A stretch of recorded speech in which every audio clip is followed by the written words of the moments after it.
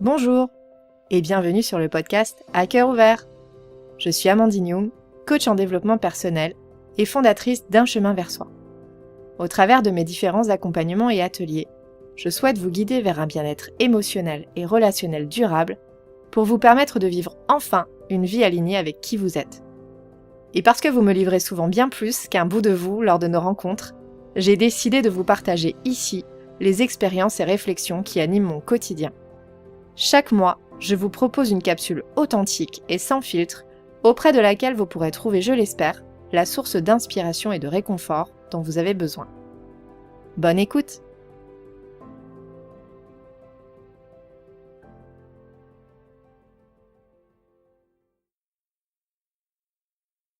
Épisode 1.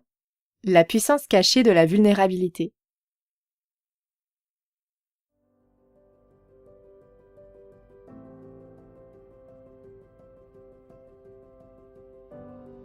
On la fuit, on la cache, on fait tout pour ne pas l'affronter.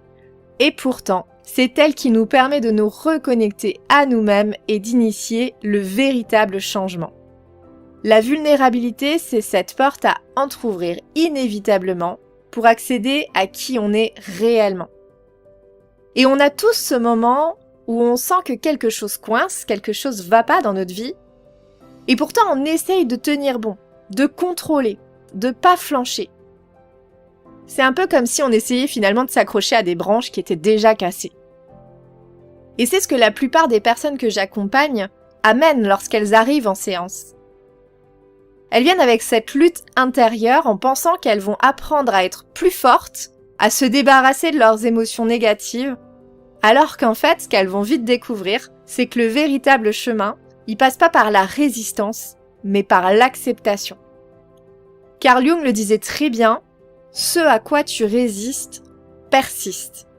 Et je suis convaincue que quand on est en lutte contre une partie de nous-mêmes, que ce soit nos émotions, nos blessures, on ne fait finalement que renforcer cette emprise qu'elles ont sur nous. Et c'est souvent à ce moment-là qu'on se sent tellement perdu, qu'on a l'impression de tourner tellement en rond, qu'on finit par chercher de l'aide extérieure.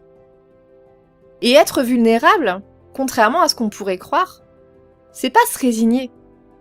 C'est pas se dire « voilà, c'est foutu, c'est comme ça, je peux rien faire ». C'est pas parce qu'on accepte que le problème existe qu'il doit être permanent. Au contraire, accepter sa vulnérabilité, c'est un premier acte de responsabilisation. C'est se dire « ok, voilà, j'en suis là, je pose les cartes, je les regarde une bonne fois pour toutes. C'est pourri, ça me plaît pas, mais j'en ai conscience. Et puisque j'ai conscience de ce qui est en train de se passer, je peux me poser la question de qu'est-ce que j'ai envie d'en faire et qu'est-ce que je peux en faire finalement. Parce qu'une fois qu'on arrête de lutter contre une fausse réalité, une réalité qu'on se crée en pensant que finalement le problème n'est pas si important, en se disant que c'est pas si grave, voire même qu'il n'existe pas, on peut orienter notre énergie vers une possibilité de changement, vers des actions qui vont nous permettre de transformer la situation. Mais des actions qui sont entre nos mains. Je peux pas changer le passé, mais je peux changer la manière dont je le perçois. Je peux pas changer les autres, mais je peux décider, moi, de poser ma limite. Je peux pas effacer ce que je ressens, mais je peux apprendre à comprendre mes émotions et à les accueillir d'une manière différente. Et c'est là que commence cette vraie transformation que les gens viennent chercher quand ils viennent en séance, par exemple. Lorsqu'on ose se dire la vérité, à nous-mêmes, c'est là qu'on reprend du pouvoir sur notre propre vie.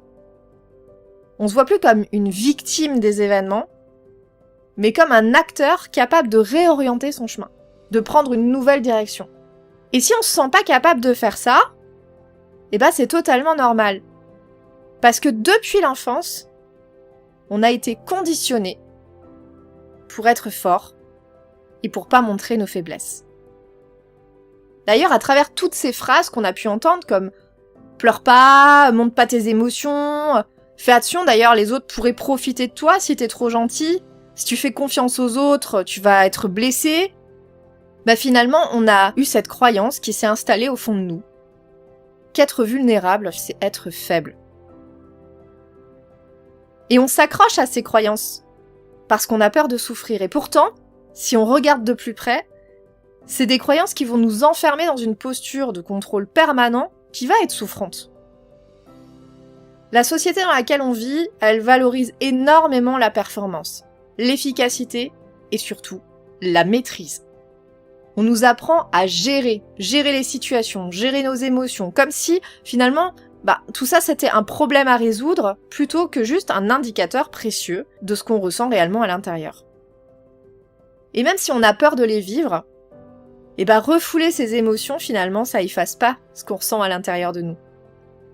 Ça va créer un décalage entre ce qu'on vit intérieurement et ce qu'on va montrer extérieurement. Ça va nous permettre de poser un masque. Mais combien de temps, en fait, il va rester sur notre visage, ce masque? Et surtout, quel va être le coût de tout ce temps passé à pas être nous-mêmes? À vouloir faire plaisir aux autres, à vouloir plaire aux autres. Une personne qui va cacher sa sensibilité derrière un humour constant, comme un espèce de mécanisme de défense, par exemple de l'autodérision. Quelqu'un qui va refuser de demander de l'aide, même quand il est réellement en difficulté, juste par peur d'être jugé comme un incapable. Une personne qui va pas oser exprimer ses besoins dans ses relations, de peur d'être rejetée, abandonnée, critiquée. Tout ça, finalement, ça crée à l'intérieur de nous un énorme paradoxe. On admire les personnes qui osent être elles-mêmes. Et en même temps, on les critique. Et pourquoi ? Parce qu'en fait, ces personnes, elles dégagent une force différente, une force qui a rien à voir avec le contrôle et la maîtrise, et on les envie. On envie ce courage d'être vrai, ce courage d'être authentique. Et quand je dis on, je parle aussi de moi. Parce que bien sûr, moi aussi, je suis concernée par tout ça. Un jour, j'ai une cliente qui m'a dit à la fin d'une séance « Ah, mais tout doit être tellement plus simple pour vous avec tous les outils que vous avez énormément de chance. » Et sur le moment, ça m'a frappée en fait de me prendre ça dans la figure parce que je me suis dit ok, c'est ça l'image que je renvoie ? Comme si parce que j'accompagne, parce que j'ai des connaissances, en fait j'ai jamais de doute, j'ai jamais d'émotions qui me traversent, jamais de difficultés. Et en fait il me semblait important de recentrer tout ça. Parce qu'en réalité je suis comme vous. Je suis un être humain qui a peut-être des outils, certes, mais j'ai aussi mes propres défis. Et je crois qu'en tant que coach ou thérapeute, c'est essentiel de déconstruire cette espèce d'image de perfection qu'on peut avoir de nous. Oui, j'ai des outils. Et bien souvent, effectivement, il est vrai que ça m'aide à prendre du recul. Comme ça vous aide à prendre du recul une fois que vous les avez quand vous êtes venu dans mes séances. Mais il m'arrive aussi parfois, excusez-moi l'expression, d'avoir envie de tout envoyer chier, quoi. Montrer sa vulnérabilité, c'est pas inné. Pendant longtemps, j'ai cru que si je laissais entrevoir mes failles, que ce soit dans mon environnement professionnel comme personnel, on pourrait en profiter pour m'écraser, pour me juger, voire même m'enlever finalement ma crédibilité. Et peut-être que parfois c'est vrai, il y a des gens qui font ça. Mais si moi je m'accepte pleinement, qu'est-ce que ça change finalement dans le regard de l'autre ? Dans la façon finalement dont j'accueille ce regard envers moi, vis-à-vis de moi. Et là, ça parle de mon propre regard sur moi. Alors finalement, moi je trouve que la vulnérabilité, c'est une forme de courage. C'est être capable, justement, d'accueillir ses imperfections, ses doutes, ses émotions, et de pouvoir en faire quelque chose. Ça permet de créer du lien, de la connexion qui est authentique avec les autres, sans mensonge. Et ouais, c'est clairement un véritable travail. Ça demande une prise de conscience énorme. Et il y aura des jours où on va y arriver, et d'autres où parfois la peur de décevoir, d'être jugé, elle va prendre le dessus parce que ça dépend de la situation, ça dépend de l'enjeu. Et c'est totalement ok de vivre ça, de cette manière-là. L'important pour moi, je pense, c'est d'être conscient des choses et de pouvoir apprendre au fur et à mesure du temps à ajuster nos réactions. à ajuster la façon dont on perçoit les choses et ce qu'on en fait ensuite. Pour moi, l'acceptation, elle joue un rôle majeur dans le processus finalement qui va permettre au changement d'arriver. Et ça passe par la vulnérabilité d'accepter les choses, d'accepter que tout n'est pas en maîtrise et que tout n'est pas parfait. Et souvent, ce mot, l'acceptation, il vient faire grincer des dents. Parce que quand on est confronté à des situations qui nous échappent, la première réaction qu'on va avoir vis-à-vis de ces situations, c'est de lutter et d'espérer finalement que les choses changent de l'extérieur. Mais plus on va se maintenir dans ce schéma-là, plus on va s'enfoncer finalement dans des émotions qui vont être désagréables, voire douloureuses. Pour vous donner un exemple, quand j'étais enceinte l'année dernière, j'avais 1000 projets en tête. Je m'étais imaginé, vous savez, cette image de la grossesse épanouie, où du coup, on fait du yoga, on médite, on se connecte à son bébé, on prépare la chambre. J'avais un plan presque parfait de la façon dont ma grossesse devait se dérouler. Et en fait, la réalité, elle m'a rattrapée et ça a été totalement différent. Dès le début, j'ai eu énormément de nausées, j'étais très fatiguée. Et finalement, toute cette contrariété, ça a créé à l'intérieur de moi un certain stress qui m'a lancé des contractions et j'ai dû finalement arrêter de travailler plus tôt que prévu. Pour moi, cette situation, elle a été extrêmement inconfortable parce que j'ai dû accepter que mon corps, il allait pas vivre cette grossesse comme moi je l'avais prévu. Et puis, il y a toutes ces phrases toutes faites que j'ai pu répéter moi aussi à certaines personnes précédemment qui tournaient dans ma tête et je me suis dit, mais en fait, il y a bien quelqu'un qui va me la sortir. Vous savez, ce truc de la grossesse, c'est pas une maladie. Alors non, c'est pas une maladie. Mais en même temps, je pense que c'est clairement le moment dans la vie d'une femme qui vient faire que physiquement, émotionnellement, mentalement, on est le plus vulnérable. Et on n'ose pas le dire. Parce que si on s'en plaint, on va nous reprocher le fait de se plaindre. On va nous dire, non, tu devrais pas te plaindre, il y en a qui aimeraient bien être enceinte et qui y arrivent pas. On va nous dire, quoi, tu l'as voulu cet enfant, non? Ouais, c'est bon, c'est qu'un mal de bide, ça passera, t'as qu'à prendre un space-fond. Je pense qu'on a tous entendu, quelle que soit la situation dans notre vie, des phrases comme ça qui font qu'on n'ose pas, en fait, montrer que la situation, elle est difficile pour nous. Et là où ça a également été difficile pour moi, ça a été le fait que ça touche à une de mes valeurs profondes, c'est-à-dire la valeur travail et toute la conscience professionnelle que j'avais autour de mon entreprise.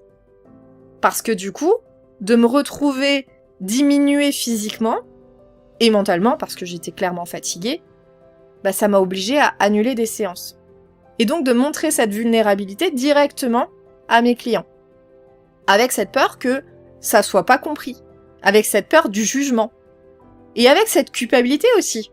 Ce sentiment de pas être à la hauteur, de pas être la thérapeute qui va pouvoir aller au bout de son accompagnement, qui va pas pouvoir respecter sa promesse. Avec un petit peu peut-être aussi ce syndrome du sauveur, où on se dit mais je vais abandonner mes clients.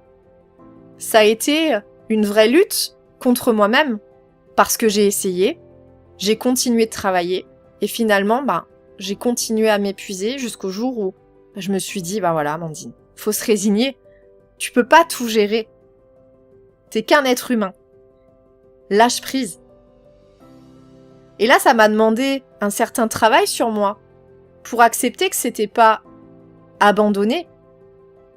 C'était simplement de prendre une décision et de choisir moi, sans laisser la vie choisir, sans partir dans une grosse fatigue, sans partir dans des symptômes qui auraient pu être plus graves, de choisir moi où placer mon énergie, de manière consciente.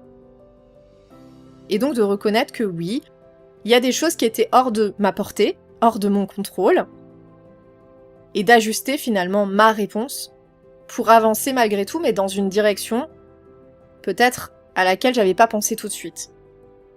Et cette direction, elle m'a permis aussi de me retrouver moi, face à moi-même, face à ma vulnérabilité la plus profonde, et aussi peut-être de reconsidérer certaines choses dans ma vie, certaines priorités, et d'apprendre finalement à fonctionner peut-être différemment. Et cette situation, elle se recalque sur énormément de domaines de notre vie. Je pourrais vous citer énormément d'exemples de personnes que j'ai accompagnées qui se sont retrouvées bloquées dans des situations de leur quotidien avec cette sensation d'étouffer, de pas être à sa place. Et en général, ces personnes, quand on prend le temps de mettre à plat les choses, de visualiser telle qu'elle est la réalité dans laquelle ils vivent, sans les petites fanfreluches qui permettent de la maquiller, de l'atténuer, etc., les trucs qu'on rajoute dans notre quotidien pour surtout pas voir à quel point c'est pourri, bah là, les gens, en général, ils esquivent. Ils esquivent parce qu'ils ont peur de voir ce qu'ils vont voir. Parce qu'ils savent, au fond, ce que c'est la vraie réalité. Et dans l'accompagnement, on va regarder ensemble, main dans la main, les choses telles qu'elles sont. Et même si c'est inconfortable, c'est aussi super libérateur. Parce qu'elles vont prendre conscience finalement que tout ce qu'elles ont fui depuis parfois des années, tout ce qu'elles ont bien voulu foutre sous le tapis en attendant que ça passe, bah finalement tout ça, ça a créé le symptôme pour lequel elles sont là aujourd'hui. Ça a créé l'état émotionnel, l'inconfort qui est tellement présent qu'au bout d'un moment, ça nous pousse à aller chercher de l'aide. Et elles vont prendre conscience que le fait de fuir ces choses-là, ça les a emprisonnées dans quelque chose d'encore plus inconfortable. Et donc si on regarde les choses en face tout de suite, ça nous permet d'agir dessus et de pas les laisser traîner et surtout de pas leur permettre d'évoluer.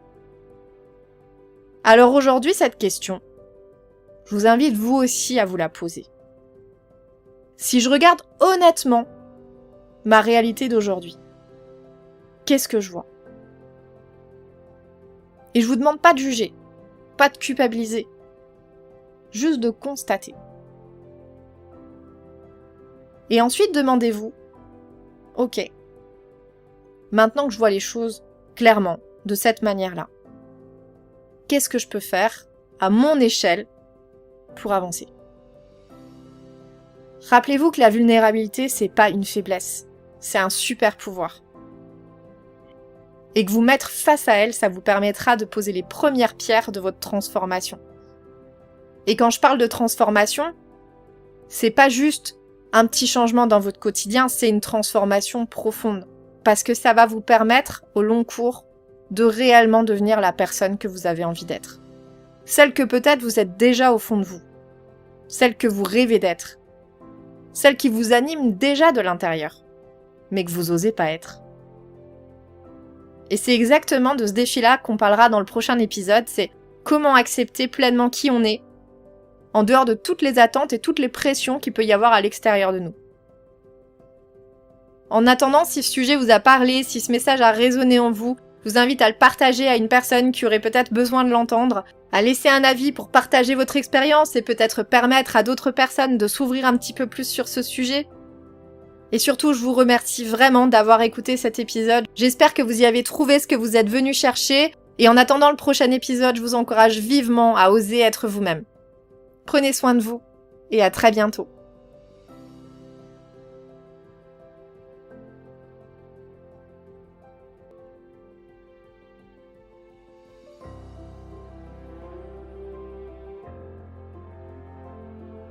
Merci d'avoir écouté mon podcast à cœur ouvert.